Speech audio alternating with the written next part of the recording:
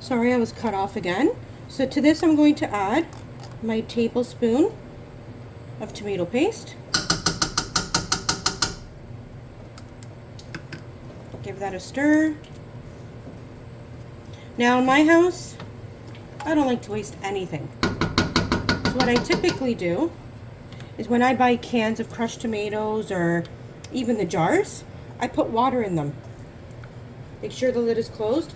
I give it a little shake, get the rest of that sauce out of there, the rest of that tomato, and I actually add that one jar to my sauce. See, bottle's nice and clean.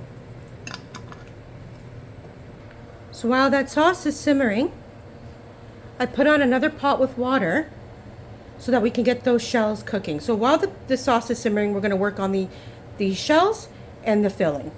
To the water, I'm going to add just a pinch of salt. Now, when you're boiling your pasta, cooking your pasta, do not put any oil into the water. Because what will happen is, once you strain that pasta, the oil will just let all that delicious sauce slip right off. So just a little bit of salt is all you need in the water before you put the shells in. Okay, so the sauce is simmering. We're going to work on the filling for the shells. Now, here I have my mise en place. I'm not sure if you can see it, but I'll call everything out. Here in this bowl, I have my ricotta. Okay? I have my cheese. I put about half a cup of cheese. We love our cheese. The 1 egg, it helps bind everything together. My crushed garlic. I absolutely love this garlic crusher. It's amazing. To that, here is about a cup of spinach, fresh spinach. Let's get this all mixed up. Let's not forget the pepper, just a teaspoon, and a pinch of salt. Okay, so now to the ricotta, we are going to add the cheese. We're going to add the 1 egg, our crushed garlic,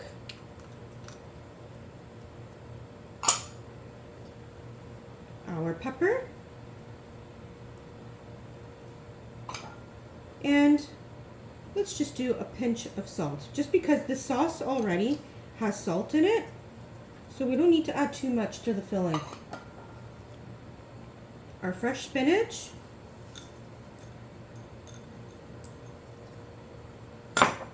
I'm just going to use my fork here. We're going to mix it up, making sure everything's combined. That egg is well combined into the mixture. Scraping the sides. If you want, you could also use your rubber spatula. Sometimes I think that I incorporated a lot of my moves from my nonna. She would use just a fork. She'd be like, a fork is good enough. Okay, nice and mixed up. Again, as I'm doing this, my sauce is simmering. My water is boiling. There we go. That is what the stuffing looks like.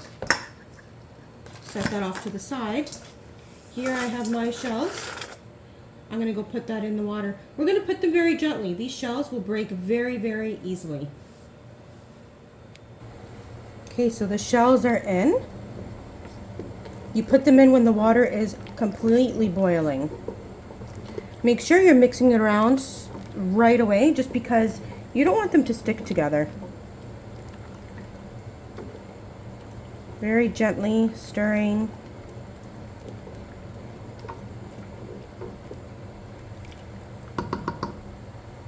We're going to let those cook till they're about al dente. I don't want them cooked too much. If they're too soft, I won't be able to stuff them.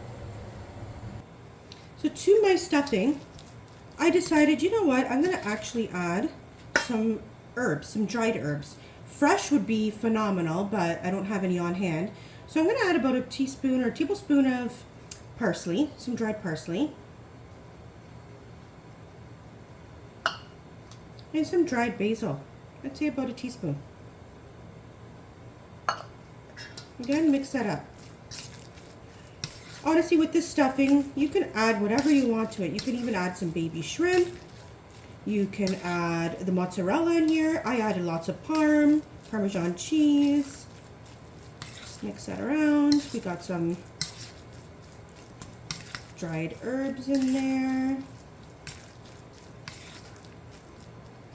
I find keeping it simple is better, especially when you're feeding your kids. Otherwise, they just start picking everything out. So our shells are almost done. We're going to check on those. It's been about 10 minutes for the shells. We're going to take them out and rinse them with cool water so that they don't stick. And they're easier to work with. So here we have them in our strainer, our pasta strainer, ready to go. I'm going to just do a quick rinse and we're going to start stuffing them. Okay, so now we have our shells strained and just kind of waiting for the water to drip all out of them. I have them in the bowl here. And in my baking pan, I just put a little bit of sauce on the bottom so that way they don't stick and then they're nice and saucy. Now you can use a piping bag if you wish. I'm just going to use my spoon. I'm going to pick up a shell. We're going to hold it open. We're going to take a bit of that stuffing and place it right in the shell. Nice and neatly. If you have to use both hands, or you can put it in your palm, press it down, and we're going to stick that right into the already pre-sauced pan. Now while I'm doing this, I've already preheated the oven at 350 so that when I'm done stuffing them, I can just pop them into the oven. Okay, so I'll show you another one. So because I strained them and I rinsed them with water, they're not hot to work with. I'm not burning my fingers. Again, we're going to open these up. Take a bit of the mixture. I just use my thumb to press it right in. Okay, we're going to do that until all these shells are stuffed. So I find when you're in the kitchen and you have your recipes, I have my recipe sitting here, I find that sometimes it's always good to improvise. As I'm making my dish, I'm always thinking about what can I add to this to make it taste better? What can I do to make it taste better? So originally I wasn't going to put mozzarella on top, so here they all are, all stuffed. I have a bit of a picky eater, so I just stuffed his with just some meat and I'll put some cheese on top. But here they are. So what we need to do is we're going to put some sauce on here, but I go, you know what? I think I have some mozzarella in the freezer. So I defrosted it. Here I have my cheese grater. I'm going to use the bigger teeth. And I'm going to cover it in mozzarella as well. So improvising is not a bad thing. I mean, having your mise en place and having everything prepared in front of you is great. It's a great help. But sometimes there's always that little extra oomph that you want to put in your dish. So that's what I'm doing with this mozzarella. I figured, you know what? Why not? Why not put some mozzarella on top? So I'm going to grate this all up with my cheese grater. Watch your fingers because that can be quite sharp.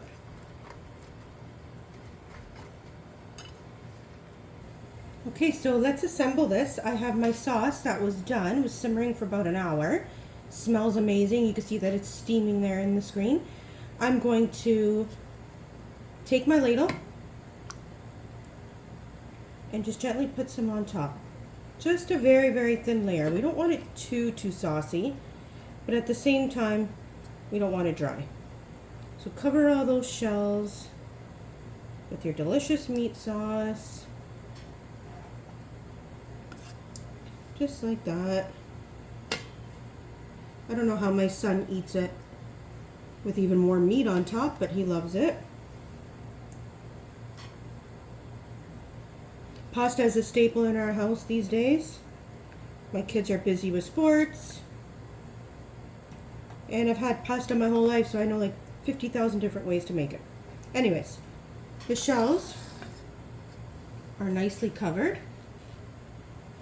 We're gonna add, with my improvised thoughts, the mozzarella, sprinkle it on top.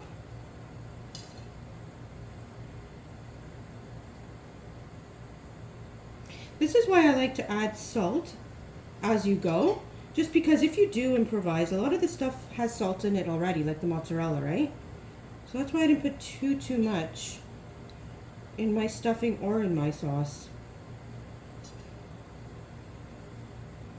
Again, like I said, my family loves cheese. The more cheese, the better. Sprinkle it all the way. There we go. Now I'm going to cover it, and I'm going to put this in the oven for about another 30 minutes. Because I cooked this al dente already, I need it for it to cook in the oven. So about 25 to 30 minutes at 350. Okay, so the pasta shells are done. Nice and hot out of the oven. Let's scoop a couple out of here. Carefully.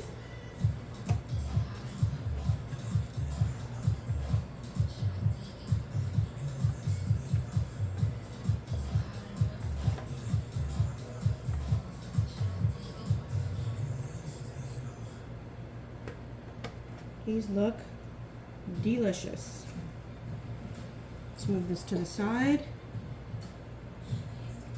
I'm going to add a little bit of more cheese on top. I love my hot peppers, so we're just going to add a bit of hot pepper on top. Now, if you want, you can garnish with some basil, but here we go. Finished product. Bon appetit.